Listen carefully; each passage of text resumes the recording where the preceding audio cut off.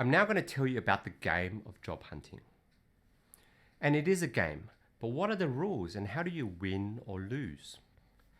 By learning the game well, you're not only going to move away from the confusion and pain of being rejected, without fully understanding why and what you can do about it, you'll start to develop that personality and technique that allows you to impress people and for them to have confidence in you. To better market and sell yourself naturally without coming across like trying to sell yourself. But even being modest and showing your true value and making people interested in you, your resume and your history.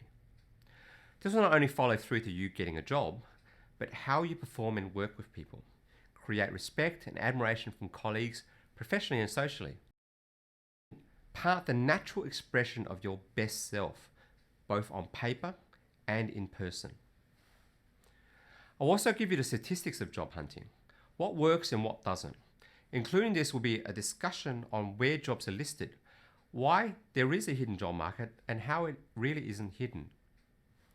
I'll also give you research on how culture is measured. And by being measurable, you can start to understand why certain decisions are made and what is perceived as important and what is not, and where you might be going wrong. I'll discuss the science of how decisions are made at each step, how recruiters think differently from human resource departments, which are different from your eventual manager or executive manager and even their boss. Even the computer system that might analyze your resume before it is eventually read by a physical person. We have to understand how each step has a list of criteria, and if you miss any part of that, you could lose the role. Even if you might have passed the final interview, you're not given the chance because you were stopped at an earlier stage without realizing what you did wrong. You'll learn the step-by-step things you need to do, not general advice like be yourself or how to just apply and go through the numbers or go out and meet more people, but exactly what do you write about your experience to apply? How long after you send your resume do you pick up the phone and follow up? And how do you not make the same mistake as 95% of people do? And what do you write and say instead of that? With specific interview questions, how do you systematically answer certain questions? And how, not just the STAR method, like situation, task, action, and result, which only moves you out of the bottom 30%, because most people will sort of be doing that anyway. Now, giving the answer that nobody else is giving. So you come across as the only person to hire. They might not even interview another person after they meet you. And then, of course, what questions do you ask at the end to impress them? And once you get the job, what do you do in the first 30 days to establish that you are the one, as well as set up your next promotion before you even complete your probation period? And once you finish the program, or whilst you're still learning and applying it, you'll find firstly, you start understanding the corporate system and hiring in a new way. And now you may find initially that you feel you understand the concepts, but you might not be able to apply it naturally and exactly and easily the first time. You'll find yourself going back to review the videos and examples of how to improve your resume and interview techniques. But I do believe, like myself, when I was learning this content myself, you will pick it up by maybe the third or fourth draft or attempt at a technique or interview.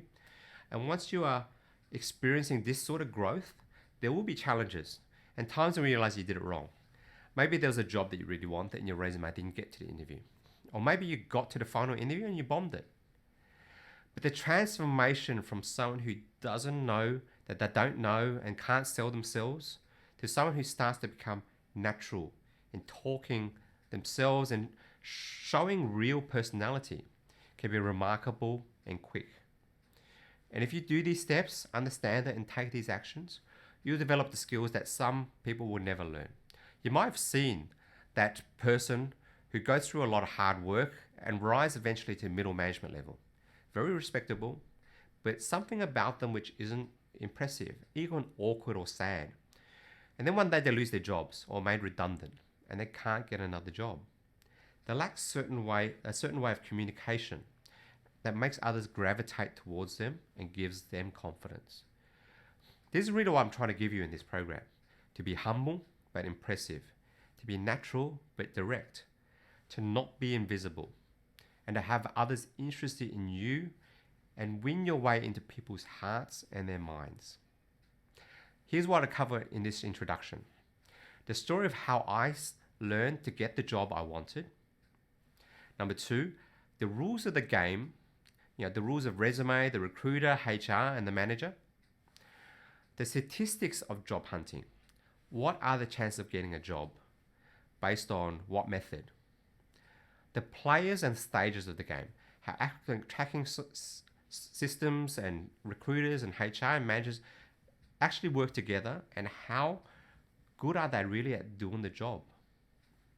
The typical recruitment process, a description of exact processes and odds along each stage of the recruitment cycle, why jobs are hidden, and why it is not really a conspiracy, but actually a logical procedure. So let's get to it.